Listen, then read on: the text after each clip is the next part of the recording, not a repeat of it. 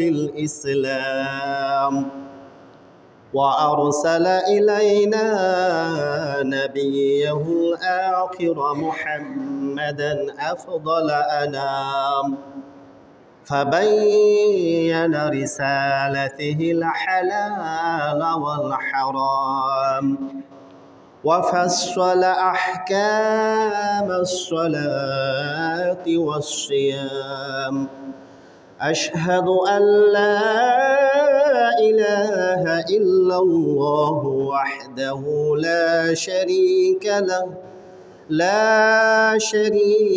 له الملك الحق العلام وأشهد أن محمدًا عبده ورسوله أفضل من صلى لربه وصام وصلى الله عليه وعلى آله وأصحابه البررة الكرام وسلم تسليما مزيدا ما دامت الليالي والأيام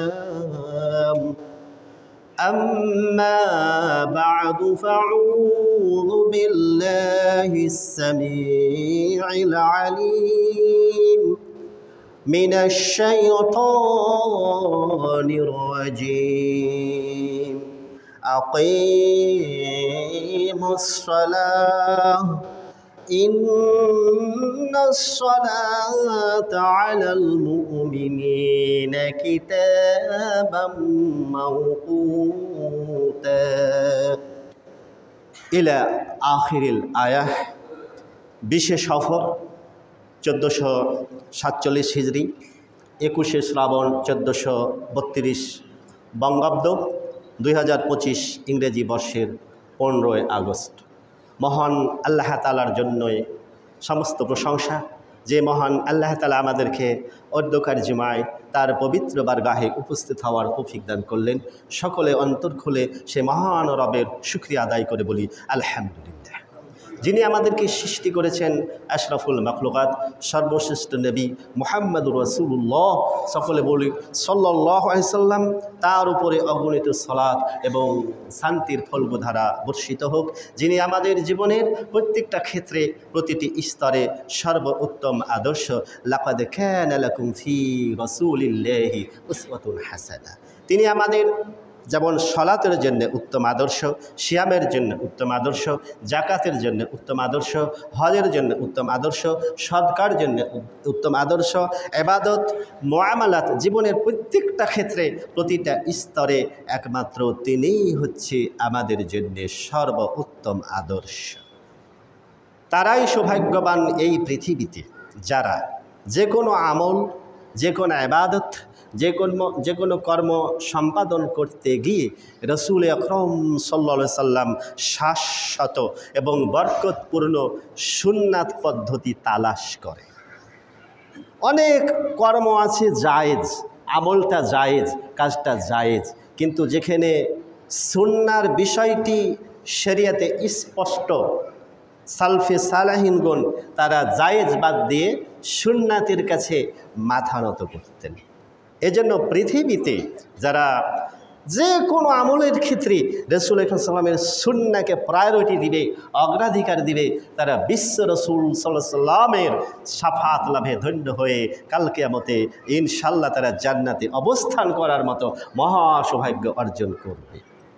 সম্মানিত হাজিরিন, খুতবা শ্রবণ করার মাসনুন পদ্ধতি হচ্ছে আপনাদের চোখের চাহনি, চোখের দৃষ্টি খতিব সাহেবের দিকে, আর হাতটা সরিয়ে নেবেন। ভুলেও কখনো ডান হাতের আঙ্গুল বাম হাতের আঙ্গুলের মধ্যে প্রবেশ করাবেন না, মোটেই না, এটা নিষিদ্ধ। ওযু করা থেকে নিয়ে মসজিদ আপনি যতক্ষণ অবস্থান করবেন, মসজিদ থেকে বের হওয়া পর্যন্ত এটা নিষিদ্ধ। এই কাজ করলে মহান আল্লাহ তাআলার সাথে আপনার যে একটা সম্পর্ক ছিল, আপনার আমল নামায় যে আল্লাহ তাআলা সলাতের নেকি লিখতেছিলেন, এই নেকি থেকে আপনি টোটালি মাহরুম হয়ে যাবেন। অতএব সাবধান, অবশ্যই কাজটি যেন এটা গর্হিত কাজ একটা, আমরা যেন বিরত থাকার চেষ্টা করি। আমি প্রথম আমার খুতবাতে বলেছিলাম, গত 25শে জুলাই খুতবা ছিল, সেখানেও বলেছিলাম, আজকেও সতর্ক করছি। প্যারে হাজেরিন, সূরা আন-নিসা 103 নম্বর আয়াতের আলোকে আজকের খুতবার আলোচনার মূল প্রতিপাদ্য বিষয় হচ্ছে জোহর সলাতের উত্তম সময়। আমি এটাকে বেছে নিলাম এ কারণে যে বাকি 4 ওয়াক্ত মাশাআল্লাহ আমরা আল্লাহ পাকের পছন্দনীয় ওয়াক্তে, আউয়াল ওয়াক্তেই সলাত আদায় করে থাকি, যিনারা আহলুল হাদিস সালাফি মানহাজের অধিকারী। কিন্তু মাযহাবীদের সাথে সামঞ্জস্য বিধান করতে গিয়ে আমরা জোহর সলাতটাকে এতটা বিলম্বিত করে ফেলি যে সলাতটা প্রায় হত্যার যোগ্য হয়ে যায়। কথা বুঝছেন?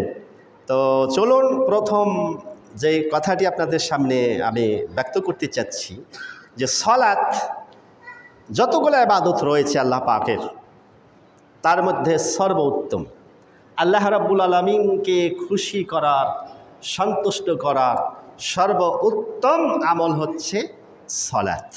এবং এই সলাত আউয়াল ওয়াক্তে সম্পাদন করা, এটি আল্লাহ পাকের কাছে সবচেয়ে পছন্দনীয়। চলুন আমরা সরাসরি চলে যাই হাদিস থেকে। সহিহ বুখারী 527 নম্বর হাদিস, মুসলিম 85 নম্বর, নাসাই 610, আহমদ 3890, মিসকাত 538।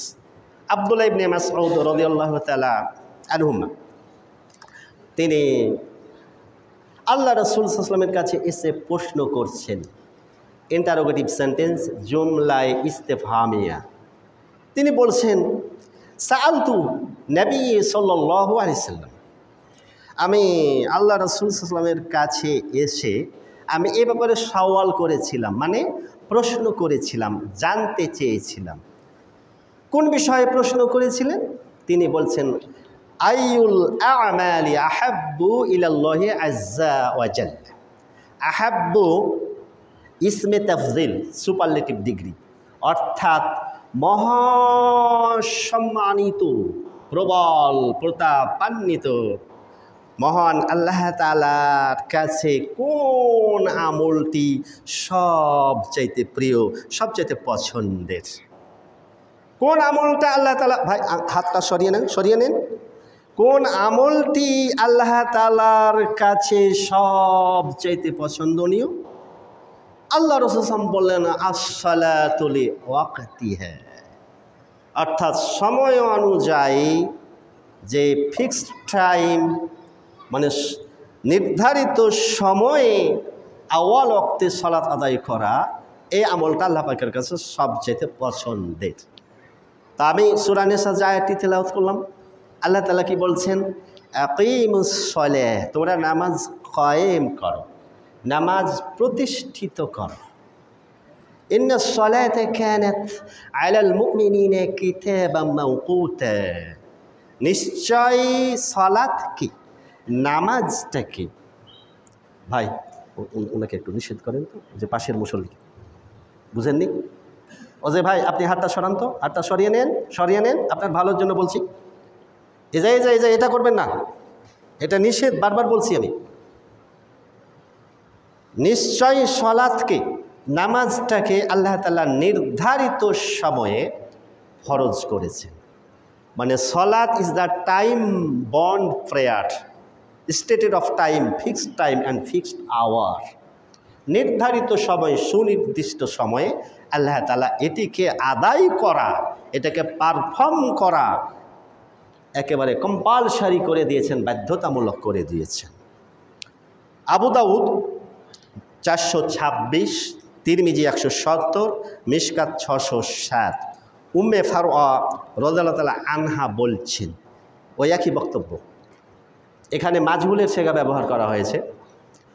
সুইলা রাসূলুল্লাহ সাল্লাল্লাহু আলাইহি ওয়াসাল্লাম আইউল আমালে আফদল, আগের বাক্যটা ছিল আহাব্বু, সবচাইতে পছন্দের। এ পরের শব্দটা হচ্ছে আফদল, সর্বোত্তম, সর্বশ্রেষ্ঠ, সর্বোত্তম, সর্বশ্রেষ্ঠ, সবচাইতে মূল্যবান, সবচাইতে দামি, এটিও ইসমে তাফজিল। সর্বোত্তম আমল আল্লাহ তাআলার কাছে কোনটা? আল্লাহ রাসূল বললেন, ক্বাল আস-সালাতু ফি আউয়ালি ওয়াক্তিহা, এখানে আউয়াল ওয়াক্তটা স্পষ্ট, আগেরটা আছে লে ওয়াক্তিহা, এক হাদিস অপর হাদিসের ব্যাখ্যা। লে ওয়াক্তিহার অর্থই হচ্ছে ফি আউয়ালি ওয়াক্তিহা, আউয়াল ওয়াক্তে সালাত আদায় করা, সালাতের শুরু হওয়ার সাথে সাথেই সালাত আদায় করা, সময় হয়ে যাওয়ার সাথে সাথে আর কোনো প্রকার ডিলে না করা, দেরি না করা, কালক্ষেপণ না করা, অপেক্ষা না করা, ওয়াক্ত হয়ে গেছে ব্যাস সাথে সাথে সালাত আদায় করা। বুলবুল মারাম 171, তিরমিজি 173। ইবনে মাসউদ রাদিয়াল্লাহু আনহু বলছেন, ক্বালা রাসূলুল্লাহ সাল্লাল্লাহু আলাইহি ওয়াসাল্লাম আফদালুল আমালি আস-সালাতু ফি আউয়ালি ওয়াক্তিহা। আল্লাহ তাআলার কাছে আউয়াল ওয়াক্তে সালাত আদায় করাটা এটা আফদল। দেখেন পরিভাষাগুলো দেখেন তো, এখানে আফদল শব্দটা আসলো যে আল্লাহ তাআলার কাছে সর্বোত্তম সর্বশ্রেষ্ঠ আমল হচ্ছে আউয়াল ওয়াক্তে সালাত আদায় করা। এরপরে এখন আউয়াল ওয়াক্তে সালাত আদায় করা আল্লাহ পাকের কাছে কেন পছন্দনীয় হলো, এর উত্তর আসছে, শিরোনাম দিচ্ছি, আউয়াল ওয়াক্তে সালাত আদায়কারীকে আল্লাহ তাআলা জান্নাতে প্রবেশ করাবেন। অর্থাৎ যেই ব্যক্তি আউয়াল ওয়াক্তে সালাত আদায় করাটাকে প্রায়োরিটি দেয়, সবচাইতে গুরুত্ব দেয়, এই ব্যক্তি জান্নাতে যাওয়ার যোগ্যতা অর্জন করে। বলেন আলহামদুলিল্লাহ। হাদিস একাডেমি সহি মুসলিম 154 নম্বর হাদিস, আব্দুল্লাহ ইবনে মাসউদ রাদিয়াল্লাহু আনহু বলছেন, কুলতু আমি বললাম, ইয়া নবী আল্লাহ, হে আল্লাহ রাসূল সাল্লাল্লাহু আলাইহি ওয়াসাল্লাম, আইউল আমালি, কোন আমলটি, আকরাবু, এটি ইসমে তাফজিল, আকরাবু মানে একেবারে জান্নাতের নিকটবর্তী করে নেবে, একে অধিক নিকটবর্তী করে নেবে, ইলাল জান্নাতি। তাহলে আইউল আমালি আকরাবু ইলাল জান্নাতি, হে আল্লাহ রাসূল সাল্লাল্লাহু আলাইহি ওয়াসাল্লাম, হে আল্লাহর নবী, কোন আমলটা, বান্দার কোন ইবাদতটা একেবারে জান্নাতের নিকটবর্তী করে নেবে, মানে জান্নাতে ঢুকিয়ে দেবে, জান্নাতে প্রবেশ করিয়ে দেবে। কাল আল্লাহ রাসূল সাল্লাল্লাহু আলাইহি ওয়াসাল্লাম বলছেন, আসসালাতু আলা মাওয়াকিতিহা, মিকাতের বহুবচন, যে সালাতের যে নির্দিষ্ট সময় রয়েছে, আল্লাহ তাআলা যে সময়টাতে সালাত আদায় করাটা পছন্দ করেন, ভালোবাসেন, আল্লাহর পছন্দনীয় সময়ে যারা আউয়াল ওয়াক্ত মেনটেন করে সালাত আদায় করে, এই আউয়াল ওয়াক্ত মেনটেনকারী সালাত আদায়কারীকে আল্লাহ তাআলা জান্নাতে প্রবেশ করাবেন। সুবহানাল্লাহ। নাসাই 461, যে ব্যক্তি আউয়াল ওয়াক্তে সালাত আদায় করে তার সম্পর্কে মহান আল্লাহ তাআলা বলছেন, এটি হাদিসে কুদসি, সার সংক্ষেপ হচ্ছে আল্লাহ তাআলা আমাদের নবীকে উদ্দেশ্য করে বলছেন, হে মুহাম্মদ সাল্লাল্লাহু আলাইহি ওয়াসাল্লাম, আমি তোমার উম্মতের উপরে 5 ওয়াক্ত সালাত আদায় করাটাকে বাধ্যতামূলক করে দিয়েছি, ফরজ করে দিয়েছি।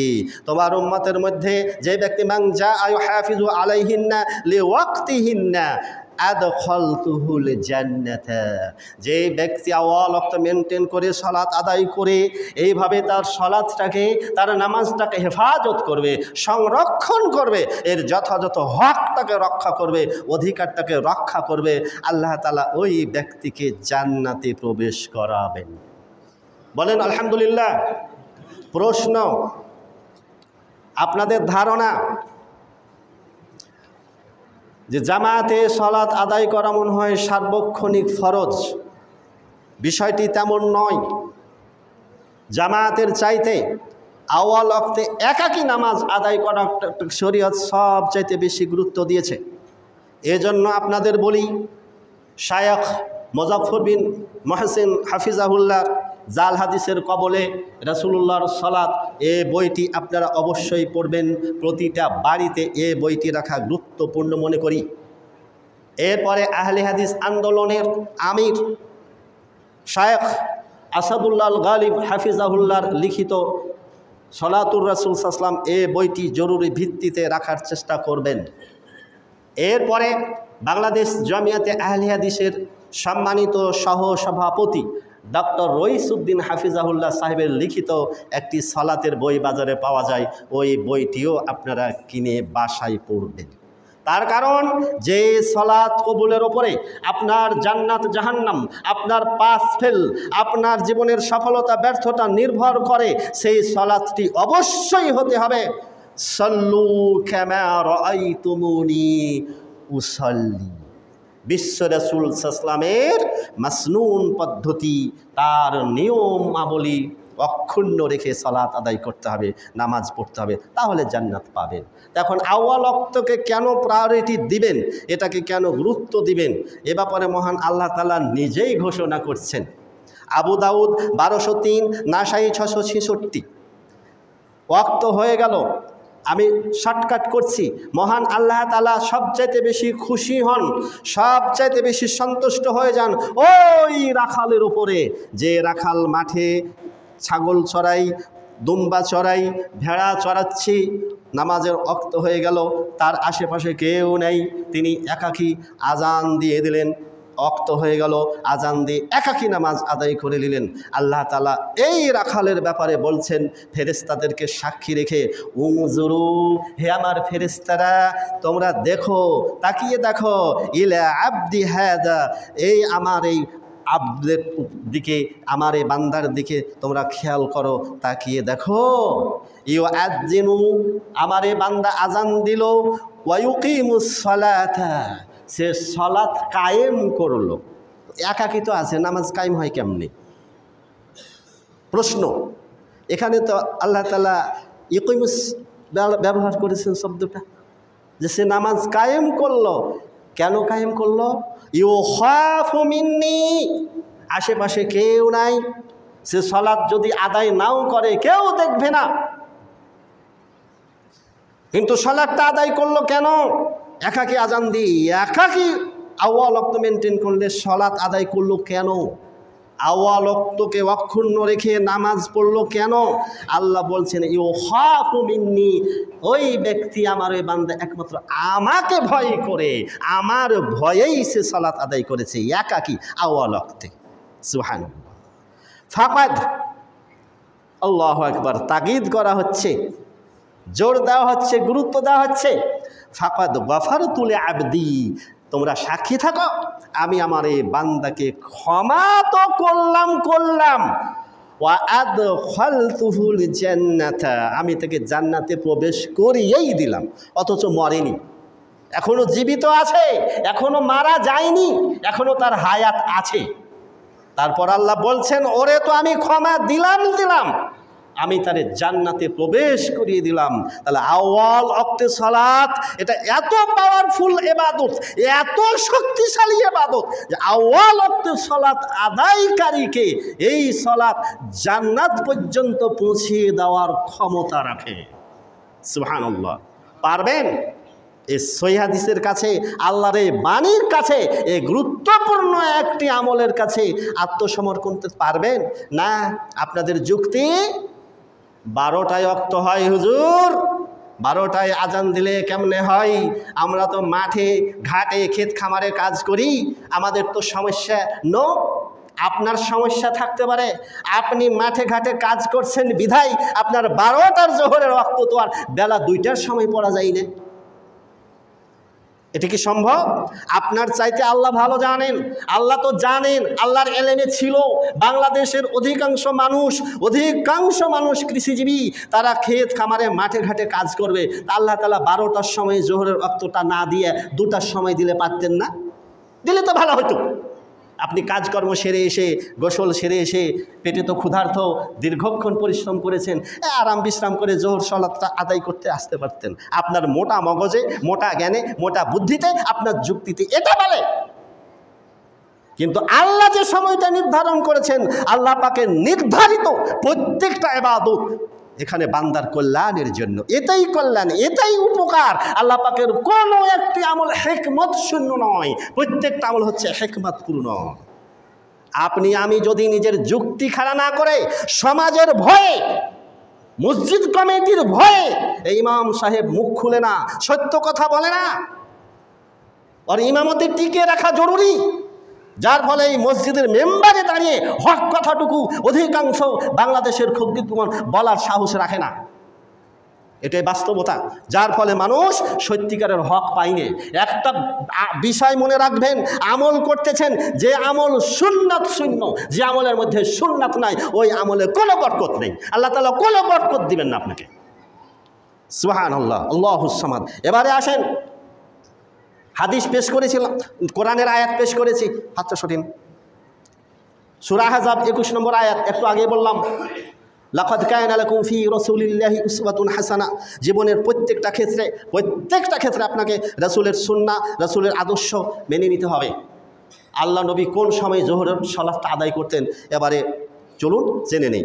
জোহর শব্দের অর্থটা কি? এই যে জোহর আমরা বলি, জোহর শব্দের আরবি পরিভাষা হল হাজিরা, অর্থাৎ প্রখর রৌদ্রতা, প্রচণ্ড উত্তাপ, একেবারে সূর্য মাথার ওপর প্রচণ্ডভাবে কিরণ দিতেছে, আলো ছড়াচ্ছে। প্রখর সূর্য কিরণের মধ্যে, গরমের প্রচণ্ড উত্তাপের মধ্যে আল্লাহ রসুল সাল্লাল্লাহু আলাইহি সাল্লাম এই সময় সালাত আদায় করতেন বলে এই সালাতের নাম হয়েছে কি?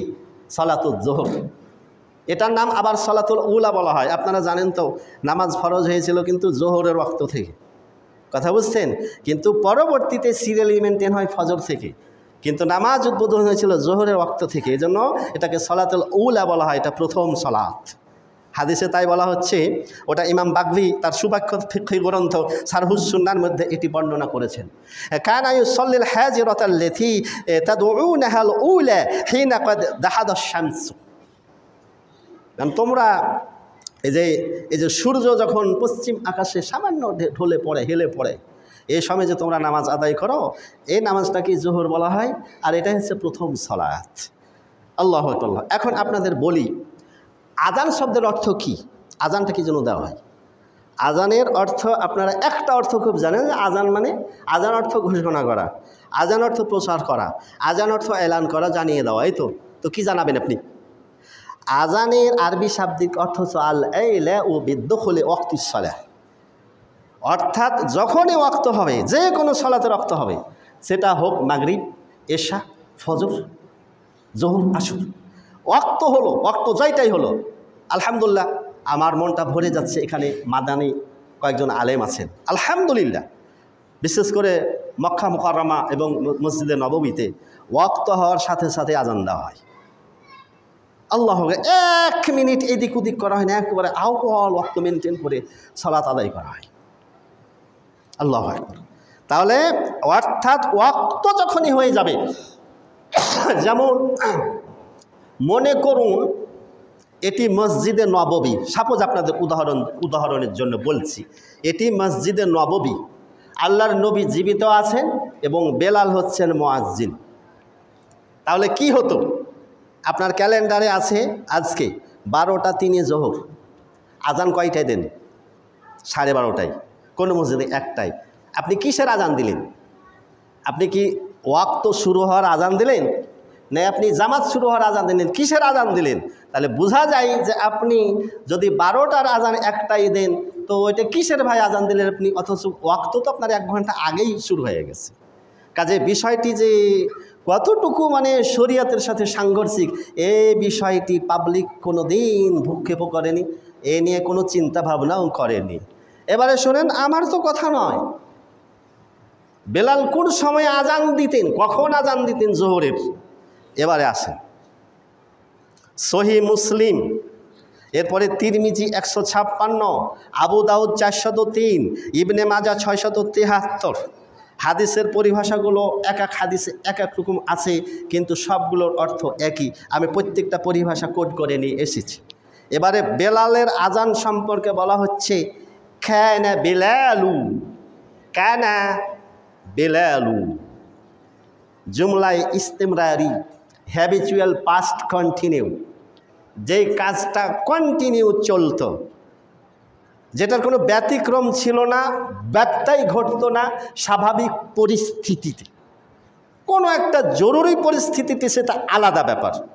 কিন্তু এখানে বলা হচ্ছে কানা বেলালু ইউআযিনু, বেলাল আজান দিতেন, জোহরের আজান। আজানটা কখন দিতেন? ইলা মানে যখন, আরেকটি পরিভাষা আছে হিনা, একই অর্থ, যখন। কখন? ইযা জালাতিশ শামসু বা তাজুলুশ শামস, যখন সূর্য পশ্চিম আকাশে হেলে পড়তো, ঢলে পড়তো, যেমন 12:03 ঢলে যাচ্ছে, হেলে যাচ্ছে, ঠিক ওই সময়ে বেলাল আজান দিতেন। আরেকটি পরিভাষা দাহাগাতিশ শামসু, জালাতিশ শামসু, জাগাতিশ শামসু, মানে একই অর্থ। সূর্য পশ্চিম আকাশে ঢলে পড়া মাত্রই বেলাল জোহরের আজান দিতেন।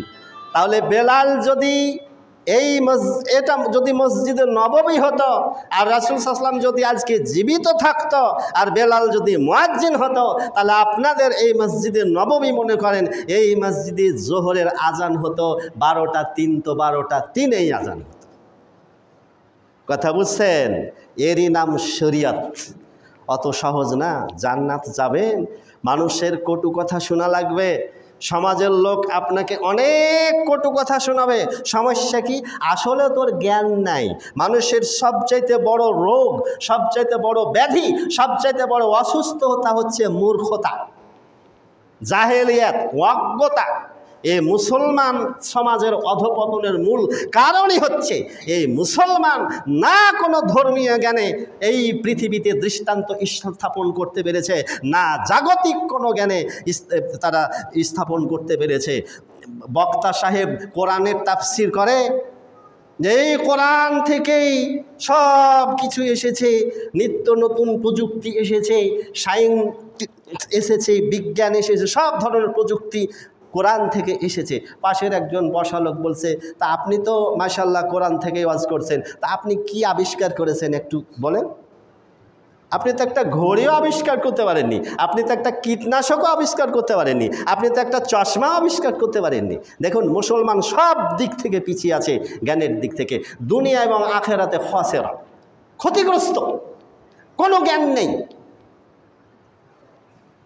সবাই বলেন 4টি কালেমা প্রধান, এক এক করে যদি ইন্টারভিউ নিয়ে যে কালেমা তাইয়্যিবা প্রথম কালেমাটাই বলেন তো, ওই কবরে যাওয়ার আগে এখনই বলবেন লা আদেরি, কিছুই জানি না। 5 ওয়াক্ত সালাতে আসছেন, অনেক লোককে দেখতেছি যে ওযু করার সিস্টেমই জানে না, ওযু করার পদ্ধতিটাই জানে না, ওযুটা রাসূল আকরাম সাল্লাল্লাহু আলাইহি ওয়াসাল্লামের সুন্নাহ অনুযায়ী করতেই জানে না। কিভাবে আপনি আশা করেন যে আমল কবুল করবে আল্লাহ তাআলা? এজন্য আমলের আগে, ইবাদতের আগে আপনাকে সে সম্পর্কে জ্ঞানটা অর্জন করতে হবে।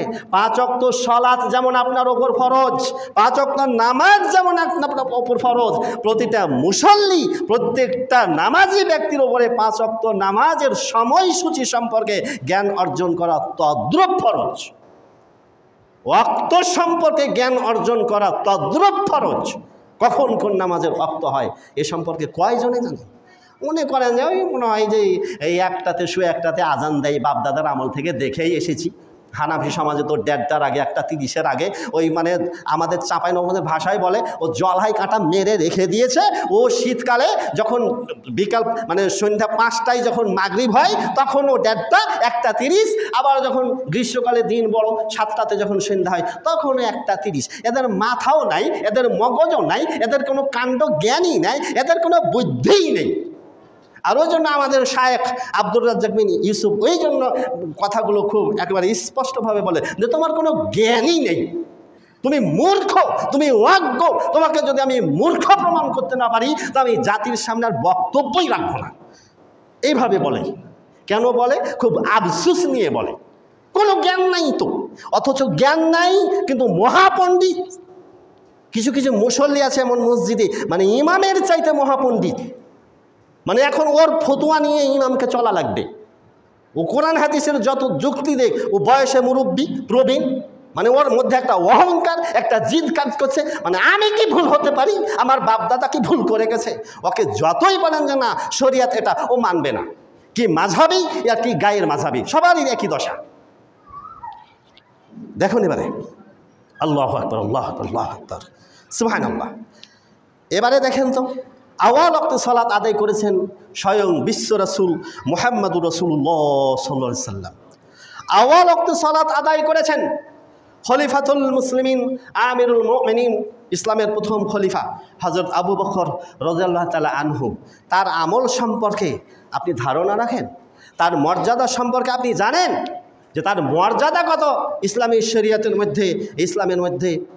আপনারা এটা তো জানেন, শুনেছেন যে আবু বকর রাদিয়াল্লাহু আনহুর এক বেলার আমল যদি এক পাল্লায় রাখা হয়, আর আপনার সারা জিন্দেগির আমল যদি আরেক পাল্লায় রাখা হয়, কার আমলের পাল্লা ভারী হবে?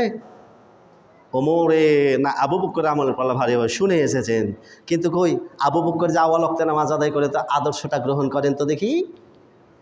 যে ওমরের ব্যাপারে সহিহ বুখারীতে বলা আছে, ওমর তুমি যেই রাস্তা দিয়ে হেঁটে যাও শয়তান ওই রাস্তা দিয়ে পথ চলে না, তোমাকে দেখেও 360 ডিগ্রি দূর দিয়ে হেঁটে চলে যায়। নবুয়তের দরজা বন্ধ, আমার মৃত্যুর পরে কেউ নবী হলে তুমি নবী হতে ওমর। ওমর আমি মেরাজে গেলাম, দেখলাম কি সুন্দর একটি ঘর, জান্নাতের মধ্যে ঘর, সুবহানাল্লাহ। জিবরিল আমিনকে জিজ্ঞেস করলাম এই ঘরটি কার? জিবরিল আমিন বলছে এটি তোমার উম্মতের সেই ওমরের ঘর। ওমর তোমার মান মর্যাদা তোমার সম্মানের দিকে লক্ষ্য করে আমি ওই ঘরে ঢুকিনি, নইলে ওই ঘরে ঢুকে আমি দেখে নিতাম ঘরটা কত সুন্দর, জান্নাতের ঘরটা কত সুন্দর, তোমাকে একটা ঘর দান করা হয়েছে। সুবহানাল্লাহ। সেই ওমর আউয়াল ওয়াক্তে সালাত আদায় করেছেন, আউয়াল ওয়াক্তে সালাত আদায় করেছেন আবু হুরায়রা রাদিয়াল্লাহু আনহু, আউয়াল ওয়াক্তে সালাত আদায় করেছেন আব্দুল্লাহ ইবনে আব্বাস রাদিয়াল্লাহু তাআলা আনহুমা, আউয়াল ওয়াক্তে সালাত আদায় করেছেন আনাস রাদিয়াল্লাহু তাআলা আনহু, আউয়াল ওয়াক্তে সালাত আদায় করেছেন জাবের রাদিয়াল্লাহু তাআলা আনহু।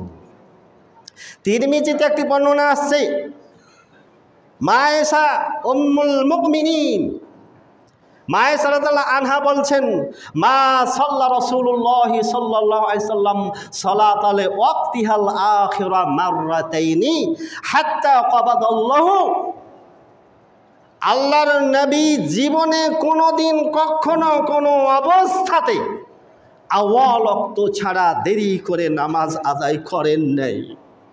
আল্লাহর নবী আউয়াল ওয়াক্তে নামাজ আদায়রত অবস্থাতেই হাত্তা কবাদাল্লাহু, আল্লাহ তাআলা তার রূহ কবজ করে নিলেন, মানে আল্লাহ নবীকে আল্লাহ তাআলা দুনিয়াতে উঠিয়ে নিলেন। সুবহানাল্লাহ, দুনিয়া থেকে উঠিয়ে নিলেন। মাররাতাইনি শব্দের ব্যাখ্যা সহিহ বুখারী এবং মুসলিমে আসছে, মানে 2 দিন 2 ওয়াক্ত সালাত ব্যতিক্রম হয়েছিল, ওটা একেবারে চলে গিয়েছিল একবারে আখের মানে শেষ প্রান্তে। সেটা কি? খন্দকের যুদ্ধে আল্লাহ রাসূল সাল্লাল্লাহু আলাইহি ওয়াসাল্লাম একেবারে সূর্য যখন ডুবু ডুবু প্রায়, তখন মাগরিবের সালাতটা আদায় করেছিলেন খন্দকের যুদ্ধে। এটা অনিবার্য পরিস্থিতির কারণে, স্বাভাবিক পরিস্থিতি ছিল না। আর আরেক দিনের ঘটনা, সফরে আছেন, সবাই ক্লান্ত, রাত্রি জেগে আছে, তা বেলাল রাদিয়াল্লাহু আনহু বললেন যে তোমরা সবাই ঘুমিয়ে যাও, ইনশাল্লাহ সময় হলে সুবহে সাদেক যখন হবে আমি তোমাদের ঘুম থেকে উঠে জেগে দেব, ডেকে তোমাদেরকে ঘুম থেকে জাগিয়ে দেব। সবাই বেলালের কথা শুনে আস্তে আস্তে সবাই নাক ডাকিয়ে ঘুমিয়ে পড়লো। এদিকে বেলাল রাদিয়াল্লাহু আনহু ঘুমিয়ে পড়লো। সূর্য উঠে গেছে, সূর্যের উত্তাপে ঘুম ভাঙলো বিশ্ব রাসূল সাল্লাল্লাহু আলাইহি ওয়াসাল্লামের। তখন আল্লাহর নবী বেলালকে বলছে, বেলাল তুমি তো তোমার কথা রাখোনি। তখন বেলাল বলছে, হে আল্লাহর রাসূল সাল্লাল্লাহু আলাইহি ওয়াসাল্লাম বিশ্বাস করেন, মানে আজকের যে ঘুম আমার জীবনে এরকম ঘুম চাপেনি, যে ঘুম ঘুমিয়েছি। সহিহুল বুখারীর 595 নম্বর হাদিসে দেখবেন, এটা 595 নম্বর হাদিসে আছে ঘটনা। এরপরে বেলালকে বললেন, বেলাল তুমি আজান দাও। তাহলে ফজর সালাতটা সূর্য উদিত হওয়ার পর, সূর্য ওঠার পথে সূর্য ওঠার পরে আদায় করেছিলেন। এই হলো 2 দিনের 2 ওয়াক্ত নামাজের ব্যতিক্রম। এছাড়া আল্লাহ রাসূল সাল্লাল্লাহু আলাইহি ওয়াসাল্লাম কখনও জিন্দেগিতে আউয়াল ওয়াক্তের বাইরে সালাত আদায় করেননি। পারবেন তো আউয়াল ওয়াক্তে সালাত আদায় করতে? আল্লাহু আকবার। দেখেন জোহর সালাতটা সাহাবায়ে কেরাম, অর্থাৎ আল্লাহ রাসূল সাল্লাল্লাহু আলাইহি ওয়াসাল্লামের সাথে যে সাহাবায়ে কেরাম জোহরের সালাতটা আদায় করেছিলেন, সে সময়টা কোন সময় ছিল এবং কতটা গরম ছিল, কতটা সূর্যের উত্তাপ ছিল, মানে কতটা আর্লিয়ার, কতটা আগে আগে এ সালাতটা আদায় করতেন। তিরমিজির অনুচ্ছেদে বলা হচ্ছে, বাবু মা জাআ ফি তা'দিল বিয-যুহরি ওয়াল আসরি, মানে জোহর এবং আসরের সালাত খুব দ্রুত ওয়াক্ত হওয়ার সাথে সাথে আদায় করার অধ্যায়। সহিহ বুখারীর অনুচ্ছেদ নম্বর 10, ধারা নম্বর 32, হাদিস নম্বর 385, 542, 654 অধ্যায়ে বলা হচ্ছে, বাবু ফদলুত তাহজির ইলা যুহরি, আউয়াল ওয়াক্তে জোহরের সালাত আদায় করার ফজিলত, পুরস্কার প্রতিদান। এরপরে বাক্য বলা হচ্ছে, ওয়ালাউ ইয়ালামুনা ফিত তাহজিরি, মানুষ যদি জানতো, এটা যদি মানুষের জ্ঞান থাকতো, এ বিষয়টা যদি মানুষের জানা থাকতো যে আউয়াল ওয়াক্তে জোহরের সালাত আদায় করলে মহান আল্লাহ তাআলা তাকে কি পুরস্কার দিবেন, তার জন্য কি পুরস্কার সঞ্চিত রয়েছে মহান আল্লাহ তাআলার কাছে, তাহলে লাস্তাবাকু ইলাইহি, তাহলে তারা এর জন্য প্রতিযোগিতা করত। মানে কোন মসজিদে কত আগে ওয়াক্ত শুরু হওয়ার সাথে সাথে জোহর সালাতের জামাতটা নির্ধারণ করা যায়, এ ব্যাপারে প্রতিযোগিতা চলত। এই দেশে প্রায় 4 থেকে 5 কোটি বা 4.5 কোটি আহলুল হাদিস রয়েছে সারা বাংলাদেশ মিলে। কিন্তু বিশ্বাস করুন, বাংলাদেশ জমিয়তে আহলে হাদিস মাতৃতুল্য সংগঠন, অত্যন্ত প্রাচীর সংগঠন, যেটার কেন্দ্র বংশাল, সে বংশালেও আউয়াল ওয়াক্তে জোহরের সালাত নাই। আমি নির্দ্বিধায় বলি, জোহর সালাত বলেন, আসর বলেন, এই আউয়াল ওয়াক্তে সালাত যদি আপনি দেখতে চান, তাহলে আপনাকে যাওয়া লাগবে মোহাম্মদপুর আল আমিন জামে মসজিদ, তাজমহল রোডে, সেখানে পাবেন। এছাড়া বাংলাদেশের আর কোনো মসজিদে খুঁজে পাবেন না। আউয়াল ওয়াক্তে সালাত নাই, সালাতকে হত্যা করে ফেলা হয়েছে, সবাই কম্প্রোমাইজ করে ফেলেছে। মানে জায়েজ খুঁজেছে যে শুরু হওয়া থেকে শেষ পর্যন্ত এক সময় পড়লেই হয়। তখন ওদের যুক্তির কাছে বলি, তুমি যে বললো পড়লেই হয়, তো কোরআন যে বলছে লাকাদ কানা লাকুম ফি রাসূলিল্লাহি উসওয়াতুন হাসানা, আল্লাহর নবীর আমলের মধ্যে, কর্মের মধ্যেই রয়েছে তোমাদের জন্য উত্তম আদর্শ। তা আল্লাহর নবী যে ওই সময়ে পড়েননি, তখন জব বন্ধ, আর কিচ্ছু বলার নেই। সুপারিশ কে করবে? রাসূল না আপনার সমাজের মোড়ল, না মসজিদ কমিটির সেক্রেটারি, সভাপতি, গ্রাম পঞ্চায়েতের প্রধান? আপনার কবরে কেউ যাবে না, আপনার মুফতি, আপনার ওই আলেম, আপনার হুজুর, আপনার কবরে কেউ যাবে না। আপনাকে বাঁচাতে পারে একমাত্র রাসূল আকরাম সাল্লাল্লাহু আলাইহি ওয়াসাল্লাম, যদি তার সুন্নাত মেনটেন করে আমল করেন। আনাস ইবনে মালিক ক্বাল, আনাস ইবনে মালিক রাদিয়াল্লাহু আনহু বলছেন, কুন্না, আল্লাহু আকবার, ইদা সাল্লাইনা, আমরা যখন সালাত আদায় করতাম, খালফা রাসূলিল্লাহি সাল্লাল্লাহু আলাইহি সাল্লাম, আল্লাহ নবীর পিছনে। কোন সালাত? বীর জুহাইরি, জোহরের বহু বচন, মানে জোহর নামাজের, যখন আমরা জোহরের সালাতটা আদায় করতাম রাসূল সাল্লাল্লাহু আলাইহি সাল্লামের পিছনে, যখন জোহর নামাজ আদায় করতাম, ফাসাজাদনা, আমরা সিজদা দিতাম, আলা থিয়াবিনা, কাপড়ের ওপরে কাপড় রাখতাম। কিসের জন্য? ইত্তেকাল হাররি, তাপ থেকে বাঁচার জন্য। মানে খেজুর পাতার ছাউনি, মসজিদে নববী, নিচে বালি, সূর্যের প্রচণ্ড তাপে বালি এত উত্তপ্ত, ক্ষয় ফুটা হয়ে ফুটে, তো সিজদা ডাইরেক্ট ওই মাটির উপরে সিজদা দিলে কপাল পুড়ে যাবে। ওই জন্য সাহাবায়ে কেরাম বলছেন, আমরা সিজদা দিতাম কাপড় বিছিয়ে, সে কাপড়ের ওপরে সিজদা দিতাম আমরা, তাপ থেকে বাঁচার জন্যে। মানে এতটা আর্লিয়ার, এতটা অ্যাডভান্স তারা আল্লাহ রাসূল সাল্লাল্লাহু আলাইহি ওয়াসাল্লামের পিছনে জোহর সালাত আদায় করতেন। এ সম্পর্কে সহিহ মুসলিম হাদিস একাডেমি হাদিস নম্বর 1294, আবু দাউদ 399, নাসাই 1080, সবগুলো বর্ণনা আনাস থেকে এসেছে। মানে বিশেষ করে আউয়াল ওয়াক্তে সালাত আদায়ের ব্যাপারে দুইজন প্রখ্যাত সাহাবী, 1 নম্বরে আনাস এবং 2 নম্বরে রয়েছে জাবের রাদিয়াল্লাহু তাআলা আনহু। এই দুইজনের বর্ণনাটা বেশি প্রসিদ্ধ, হাদিসে চাই আছে। তো দেখুন, তাহলে দেখেন এতটা তাপ, এতটা প্রচণ্ড উত্তাপের মধ্যে সাহাবায়ে কেরাম আল্লাহ রাসূল সাল্লাল্লাহু আলাইহি ওয়াসাল্লামের পিছনে আউয়াল ওয়াক্তে জোহর সালাত আদায় করেছেন আজীবন। আপনাকে বাধা দিয়ে রেখেছে কে? আপনাকে বাধা দিয়ে ঠেকিয়ে রেখেছে কোন অদৃশ্য শক্তি? প্রশ্ন জাতি জানতে চায়। ওই উত্তর একটাই, সমাজের লোক মেনে নেবে না। আরে ভাই, কিসের সমাজ? সমাজের লোক মেনে নেক আর না নেক, তাতে কি শরিয়তের নীতিমালা ওটা থেকে সরে আসা লাগবে? কখনো না। অতএব আজকের এই সংক্ষিপ্ত আলোচনা, বিষয়টি অত্যন্ত গুরুত্বপূর্ণ বিধায় আমি আজকে এই টপিকটি বেছে নিলাম। আর এ বিষয়ে যদি বিস্তারিত জানতে চান, তাহলে আজকে আপনাদের দাওয়াত রইল হাফিজ মুরাদুজ্জামান বাড়ি জামে মসজিদে। আজকে মাগরিব পরেই ইশা পর্যন্ত আমার একটা তালিমি বৈঠক আছে, সেখানেও টপিকের বিষয় আজকের এই খুতবার যে বিষয়টি, সেখানে ইনশাল্লাহ বিস্তারিত আলোচনা থাকবে এবং সালাতের বাস্তব প্রশিক্ষণ থাকবে ইনশাল্লাহ। যদি মন টানে আপনারা যাবেন। আপনাদের উদ্দেশ্যে বিনীতভাবে বলি, সম্মানিত মসজিদ কমিটির উদ্দেশ্যে বলছি, মুসল্লিদের উদ্দেশ্যে বলছি, দেখুন, যেই কাজে বরকত, যেই কাজটি আল্লাহ পাক পছন্দ করেছেন, যে আমলটি রাসূল আকরাম সাল্লাল্লাহু আলাইহি ওয়াসাল্লাম কন্টিনিউ করেছেন, সে আমলটি আপনাদের অত্র মসজিদে প্রতিষ্ঠিত হোক, এ ব্যাপারে কি আপনাদের কারো দ্বিমত আছে? দ্বিমত আছে কি? আলহামদুলিল্লাহ তুমি কবুল করো। ইনশাল্লাহ আগামীকালকে থেকে জোহরের আজান হবে 12টা 15 মিনিটে, জামাত হবে 12টা 45 মিনিটে এবং আগামী জুমার খুতবারও আজান, জুমারও আজান হবে 12টা 15 মিনিটে। 1টা বা সর্বোচ্চ 1টা 5 জুমার সালাত অনুষ্ঠিত হয়ে যাবে ইনশাল্লাহ। বিষয়টি আমি জানিয়ে দিলাম। আল্লাহ যেন আমাদের কবুল করেন বলে আমিন। সুবহানাকাল্লাহুম্মা বিহামদিক আশহাদু আল্লা ইলাহা ইল্লা আনতা আস্তাগফিরুকা ওয়া আতুবু ইলাইক। মসজিদের সবাই কোরআন পড়ে না। আচ্ছা।